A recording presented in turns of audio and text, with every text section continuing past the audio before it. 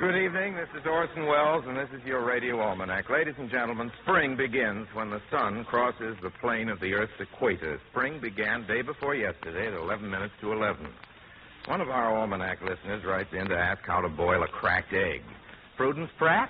To boil a cracked egg, crack it a little on the other end, and it will boil like a whole egg. If it was already cracked on the other end, stop bothering me. Scramble it. Professor Frugalizer? Scientific information.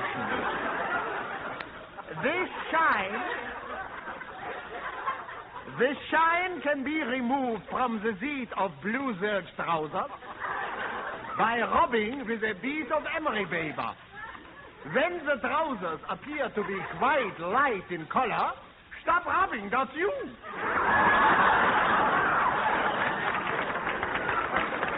Dr. McIntyre. Helpful hints for the motorist. Do you know what one bad spark plug can do to your car? It can waste up to 10% of your precious gasoline ration. Stop in and have your spark plugs checked tomorrow at your friendly Mobile Gas dealer. And welcome one and all to the sign of the Flying Red Horse.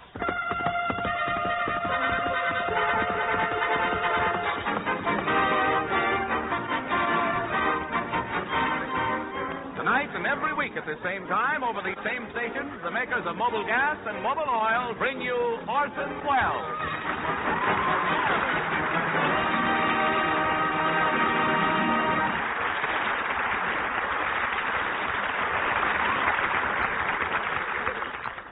Tomorrow, ladies and gentlemen, Orson Welles leaves for urgent business in New York. You left for urgent business and got back just in time. Well, We find him now at the telephone. Hello, Santa Fe Railroad. This is Orson Welles. Oh, I'm fine, thank you. Now, look, I'm leaving for New York tomorrow. Oh, no, a special car won't be necessary. A couple of adjoining drawing rooms will be quite sufficient. No, I won't need more than 5 or 6 porters. Don't bother putting on a special dining car. I'm sorry I called you on such short notice. Well, it's very sweet of you. Goodbye. Sounds pretty good. Now I'll try it with the receiver up.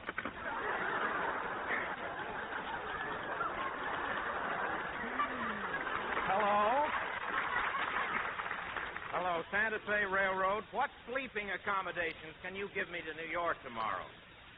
Where?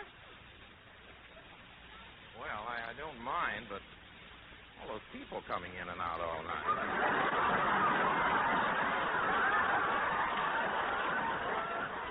Very uncomfortable in the day coach, you know. All right, I'll take it. Where's my secretary, Miss Grimmett? Here I am. You're going to stop at some army camps on the way to do your magic show, aren't you, Mr. Wells? Yes. Now, let me see the list of things you've packed. Disappearing elephant trick, sewing a woman in half trick, egg trick, my joke book, laughing gas capsules, 2 rabbits. Oh, that reminds me, 2 rabbits. I must get that hat I checked over at the Carlton Hotel. They won't give it to you. That's Exhibit A in their lawsuit. Lawsuit? What are they suing me for? When I did my magic show in their ballroom, I only pulled 2 rabbits out of that hat. Yes, and ever since, the rabbits have been doing the same trick. Well, get the Hotel Carlton on the phone, please, Miss Grimmett. They can't hold that hat. I need it for my magic show. Here's your party. Well, that's remarkable, considering the sound effect man hasn't finished dialing yet. Hello? Carlton Hotel, Hutton number 7. Look, hello, Carlton Hotel. I left my hat in your check room. Oh, there is a hat here. Can you identify it? What's the number inside the hat? 14. 14? I never heard of a hat size 14. Oh, the size. I thought you meant the number of rabbits. Look, I've just got to have that hat. This is Orson Welles, Oh, and Mr. Wells, I'm so glad you called. Isn't it true that rabbits eat nothing but carrots? That's right. I told you, you crazy rabbit. Leave go my leg.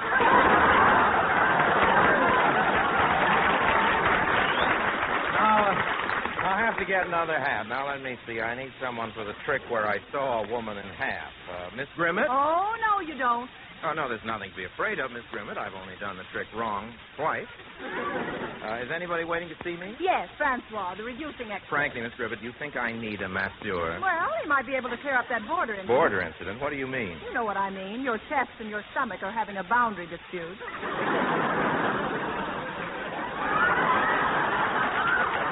My chest and my stomach are having a boundary dispute. I'd known that was funny, I would have said the line myself. Get back to your cubbyhole, Miss Grimmett, and send in Francois. Oh, bonjour, Monsieur Wells. Oh, my. I'm made up for the part. He's playing. You have been dissipated. Dissipating? Yes, you have circles under your eyes. I have no circles under my eyes. Oh, come, Monsieur Wells. From where I'm standing, your nose looks like it is riding a bicycle. You don't say. Then how do you account for the fact that I've been pestered all day by autograph hounds? Autograph hound? What breed is that? An autograph hound is a person who jumps out of an alley, kicks you in the shins, twists your arm, pulls your hair, tears your shirt, and says, up close you ain't so hot.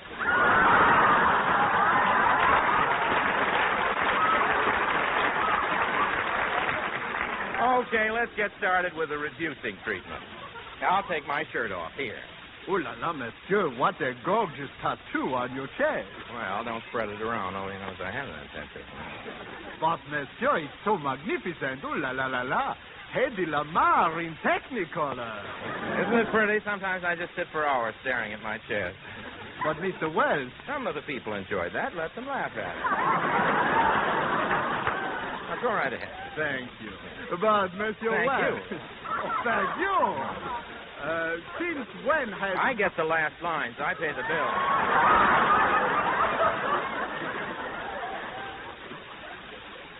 Mr. Wells, since when has Hedy Lamarr got a dimple on her chin? Well, that dimple was there before she was. Anyway, it's cute. Mr. Wells. Oh, where's my shirt? Miss Grimmett, knock before you come in. You almost embarrassed Hedy Lamarr. Why, she's blushing right down to the dimple on my chest. What is it, Miss Grimmett? I just wanted to say that Betty Hutton phoned. Betty Hutton, good. She'll be right over. Fine, I've just got time for my massage. Come on, Francois, get to work on my back. Oui, monsieur. When I finish with you, you will...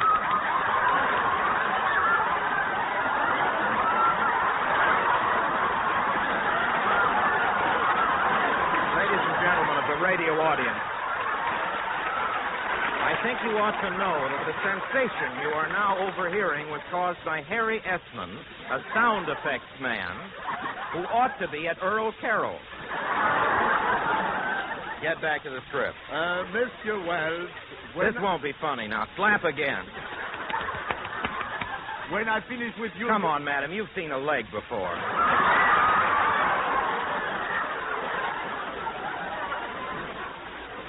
Back to the script.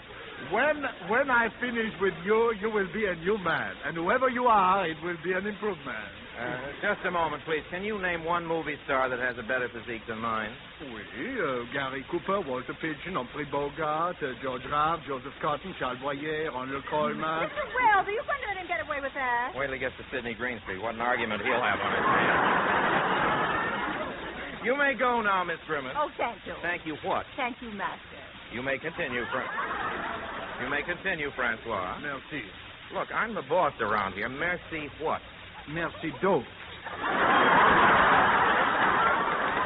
That's better. Mr. Wells? Yes? Mr. Wells, your guest, Betty Hutton, is here. Hand me my shirt, Francois. Say, I've got an idea. Wouldn't it be wonderful if I could do my sawing a woman in half trick with Betty Hutton? I hope she's insured. Have her come in, Miss Grimmett, and don't tell her I want to use her in my sawing a woman in half routine. Will you come in, please, Miss Hutton? Hello, Betty.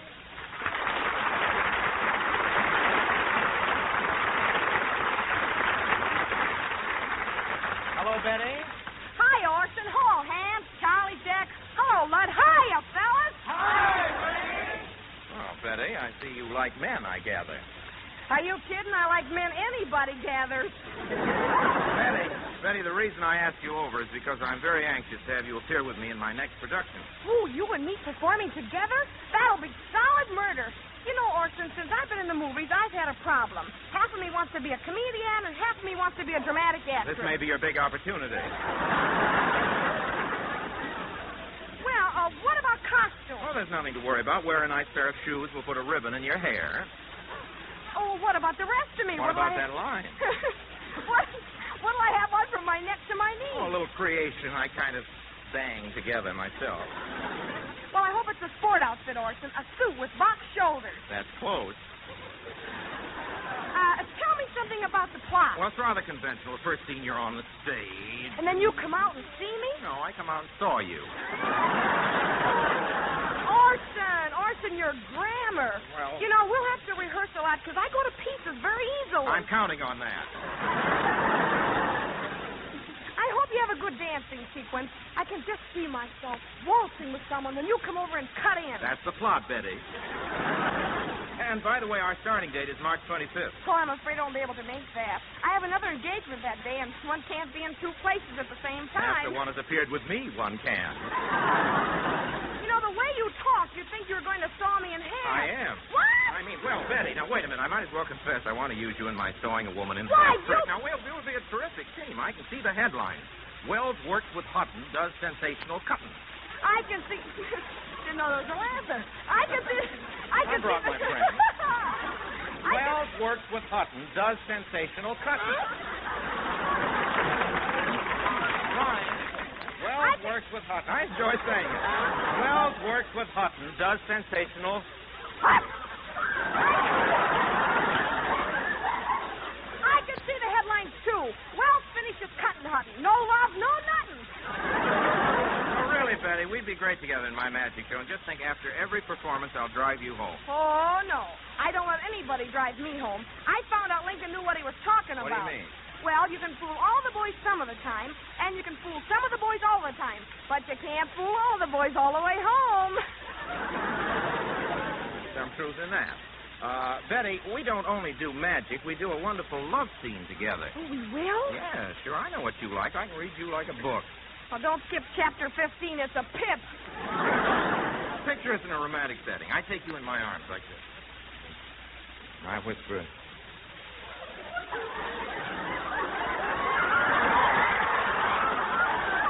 I take you in my arms and I whisper... Darling. Darling.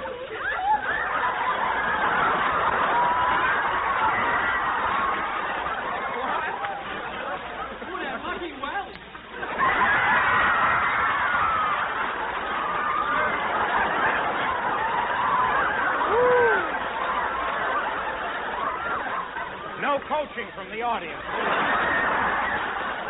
Look, there's nothing I can do to top this. I think the only thing is for you to go right ahead and sing your song. There's no use staying on the script at all.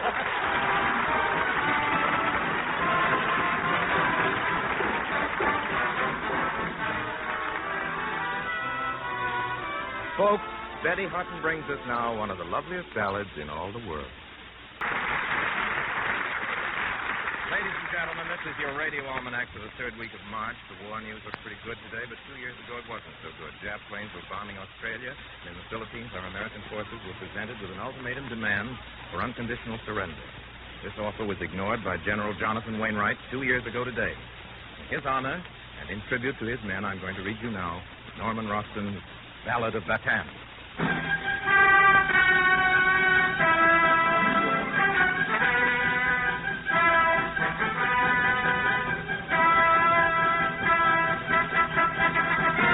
History is a branding iron.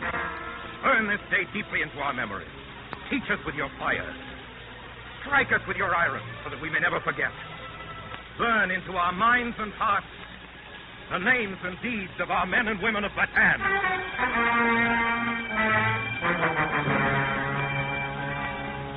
This is a day we will always remember. This is the day they came out of the east like poisoned arrows and struck. Starting this day, we sing of a new spirit, of new heroism made by our men and women in battle. Across the dangerous seas we shout, hello! Over the great curve of the earth we send greetings. To you, Douglas MacArthur, tall and calm, with the confidence of cannon. And you, Jonathan Wainwright, warrior, who stood like a rock in Manila Bay. To you, soldiers, living and dead, Americans all, who held out on that island, who fought on the beaches and the stone hills until you were blown out of the sea.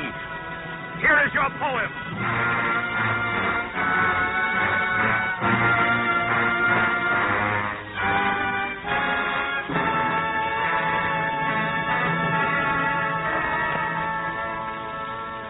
Traveling high and blue over the Pacific, bomb racks fully loaded, business strictly confidential. No advance notice. So sorry. The beautiful morning, too. Sunday. The day of rest. The sleepers for prayer. They're smiling diplomats in Washington. The dagger behind the smile. The knife hidden in the sleeve. The strike. That's how it sounded by air. But they moved on the ground swiftly. No sound effects for that. The reptile moving through his jungle makes no noise. They were as reptiles moving through the Philippine underbrush, with cotton pads around their bodies. Others painted green, hidden in trees, with their green telescopic rifles. Others, the smiling tourist type. The command comes through. Attack Bataan in force. Take Corregidor in a week. Bataan, Corregidor.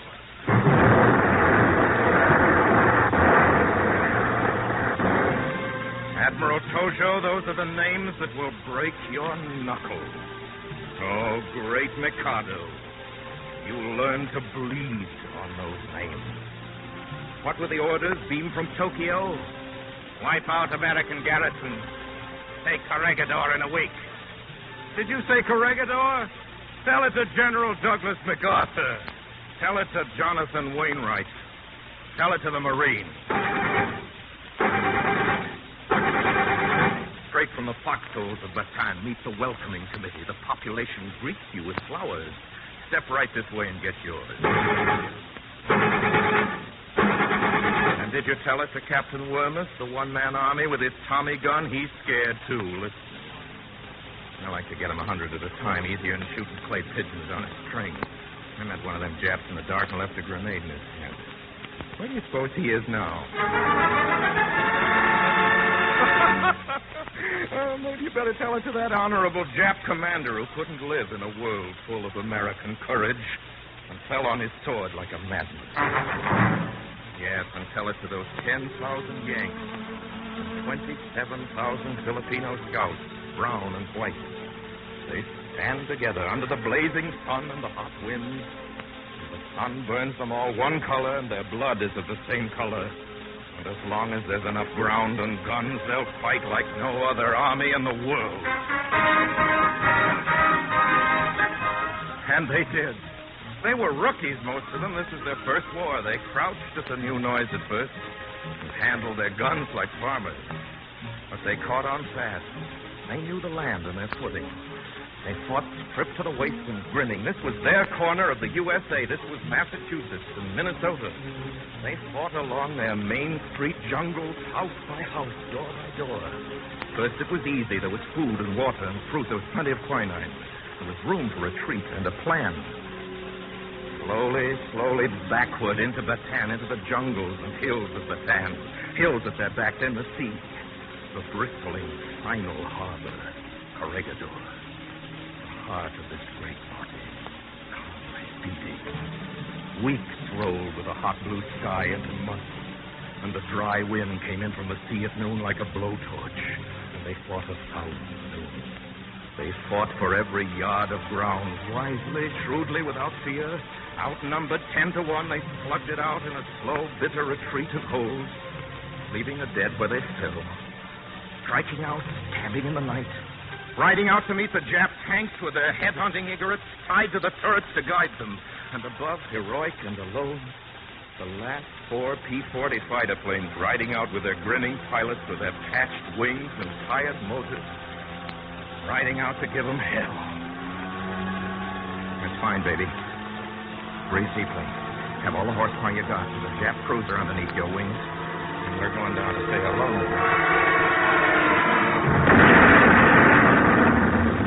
There were others, all brave Army doctors who worked with the ground rocking, Dr. Adams and Dr. Schwartz and others, and the women nurses. Fought alongside the men without food or sleep, yes, even with malaria and the quinine gone. Quinine, precious food of the jungle, gone. Malaria striking with its silent terror. They rammed the short finger of Bataan at point-blank range day and night. They pounded the sky like a drum. Hour after hour, day after day, they controlled the sky and the sea filtered through the lines like locusts. They kept on coming. They took their time. They had plenty of time.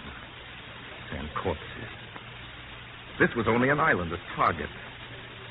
And there was no road back for us. home with the ground beneath them. Their life was the length of this island. There was still some time left. Time to think of Mary and Pop, and the green lawn ready for mowing, and lakes in the summertime, and love, and how the Brooklyn Dodgers were hitting. Time to sing a little.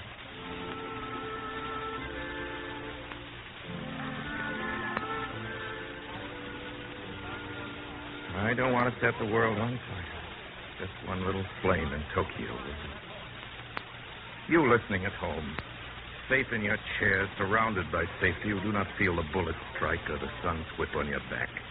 How can you know these weeks of battle? How can you feel the bayonet turn in the wound or gangrene eating the bone away? What image describes the grenade exploding in a foxhole of the loneliness of evening? How do we tell the anguish of this? How is the leaking blood weighed of this crime? And at night, even then, peace was absent. The sniper's bullets were everywhere, smokeless and sudden. Artillery made sleep impossible. Hunger stood like a shadow beside each man, dimming their eyes, and the rifle faltered. The hand began to lose its power. Water and fruit were gone. They began slaughtering the horses.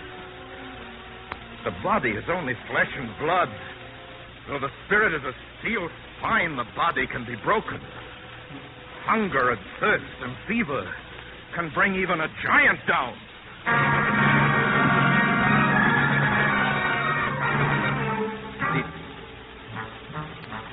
The enemy broke through, pushing them back to the water. Still they fought along the wild strip of beach, fighting till the waves went over them. Those who had the strength, men and nurses, tried to swim the 3-mile bay to Corregidor, tried to fight the shark-infested waters under the roaming eye of planes.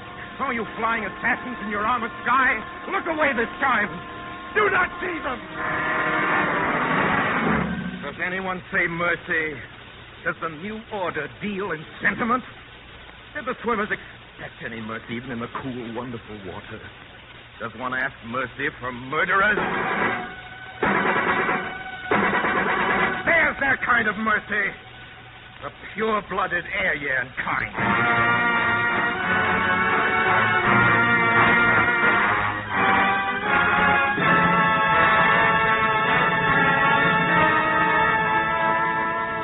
They tried to take Corregidor by sea, but the sea was another wall. They tried to take it by air, but the sky held. They took it by the back door of hunger and thirst, the back door of disease. They took it only after the men were stunned by bombardment, 10 days and 10 nights, until the island seemed to crack in half, with the ground smashed beneath them and the sun darkened by flames. Our fathers of the living past, these are your sons. Remember them with Bunker Hill and Valley Forge. Tom Paine, Jefferson, Lincoln, your words live again. Our words are poems shining on our bayonets. Our bayonets are fixed. Our first heroes, sleep. Sleep where you fell. In the warm waters of Subic Bay or on the sands of Lingayen Beach. In the gum tree forests of Bataan, in the tall grass, or on the hard road, whether painfully or swiftly taken. You left a message taller than yourself. You have destroyed the lie that free men die easily in our time. Soldier, can you hear the sound of men marching? We are coming back to Bataan.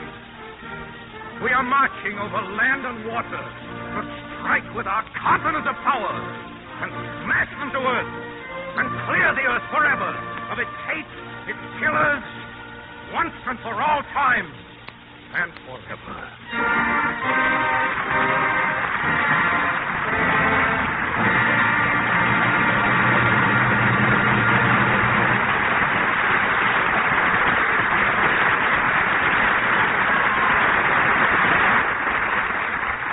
Mr. Wells will be back in a moment with some notes from our radio almanac. But right now, it's time for me to say a word about our sponsor's springtime special, Mobile Radiator Flush and Mobile Hydrotone. In the radiator of your car, 6 months' worth of scale and rust has probably formed. Your radiator needs house cleaning because when your radiator tubes get clogged up, your motor overheats. The cylinder block can break. You can waste your gasoline. Now, no one is better equipped to give your radiator finer service than your friendly, conscientious Mobile Gas dealer. Have him flush out radiator scale and rust with Mobile Radiator Flush. Its quick-acting agents loosen scale and grease deposits so they'll drain off easily. Then have a can of Mobile Hydrotone poured in. This neutralizes chemical action, helps prevent corrosion for long months to come. Start your springtime driving with a good, clean radiator. Ask for Mobile Hydrotone and Mobile Radiator Flush at the sign of the Flying Red Horse. Well, time to say goodnight now, everybody. I want to thank John McIntyre and Lud Gluskin for playing the music so well. Please join us again next week. Until then, my sponsors, the makers of Mobile Gas and Mobile Oil, and all of us in the Mercury Theater, remain as always obediently yours. The makers of Mobile Gas and Mobile Oil invite you to listen in next week. Same time, same station, your radio Almanac. Mr. Wells' guest is Mary Bowler. Betty Hutton is currently being seen in the Paramount Pictures, The Miracle of Morgan Street. John McIntyre speaking. This is CBS, the Columbia Broadcasting System.